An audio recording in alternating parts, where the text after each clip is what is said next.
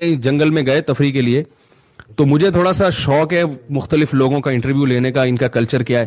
تو میں نے دیکھا کہ اب ہمارے کیمپ کے قریب 2 ذرا ایجڈ سی خواتین تھیں, تو میں نے کہا چلو ان سے تھوڑا سا انٹرویو لوں, یہ خیمے میں کیا پکا رہی ہیں. ہم وہاں سے پوچھا آپ کیسے رہتے ہیں, کیا کھاتے ہیں, تو گپ شپ ہوئی. تو پھر جب انہوں نے تعارف کروایا نا کہ ہمارے عالم ہیں یا مذہبی رہنما ہیں, تو پھر وہ کہنے لگیں خواتین کہ آپ وہ تھیں تو بدھسٹ تھیں, تو انہوں نے کہا آپ ہمارے لیے گاڈ سے دعا کریں کہ اللہ ہمیں اولاد دے دے. تو میں نے کہا یہ دونوں لیڈیز کے اولاد, یعنی شاید ہمیں سے مراد ہو, ان کے میاں کہیں اور رہتے ہوں گے, دونوں کی اولاد نہیں ہوئی. تو میں نے کہا کہ وہ کیا مطلب آپ دونوں کے یعنی شوہر کہاں ہیں؟ تو پتہ چلا کہ یہ ان کا شوہر ہے اور یہ کیا ہیں.